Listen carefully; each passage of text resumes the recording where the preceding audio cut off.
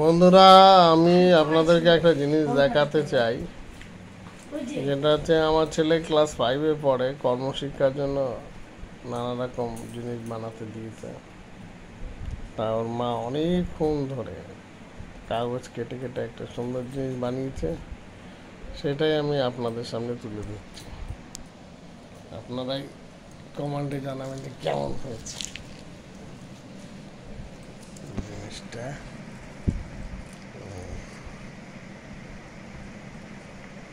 অনেক কষ্ট করে বানানো।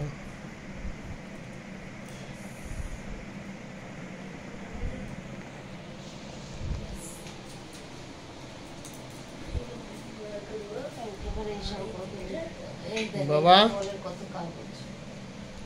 তুমি একটু দর্শকদের বলো যে তোমার মা যে কষ্টটা করেছে এই সম্পর্কে। এই যে গাইস, আমার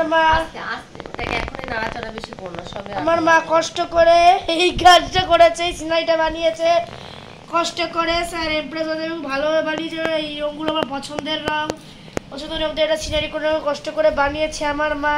তার জন্য মাকে একটা থ্যাংক ইউ জানানো উচিত, থ্যাংক ইউ অনেক কিছু জানানো উচিত আমার মাকে। আর এই যে আমি অনেক জোগাড় করে করে কাগজটা তলায় পেয়ে যদি বল বানিয়ে দিয়েছি।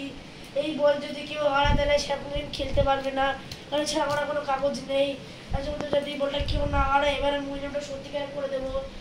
এটা তো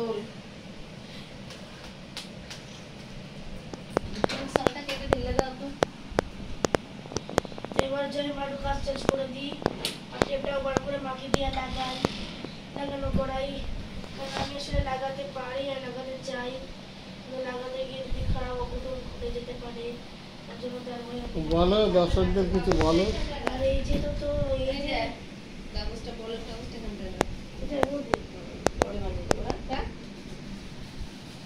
কেন মানে কেন? আচ্ছা, এটা বানাতে তোমার কত সময় লেগেছে? কোনটা?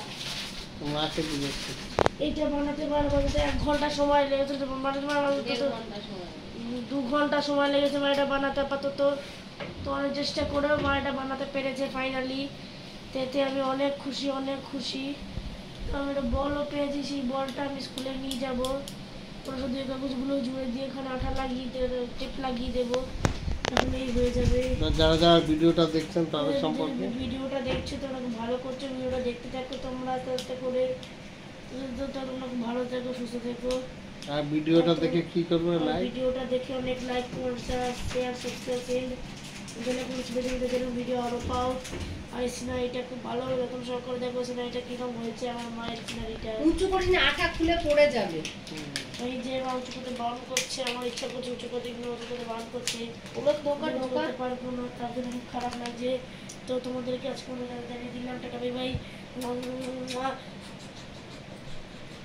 সরিয়ে দাও বাবা।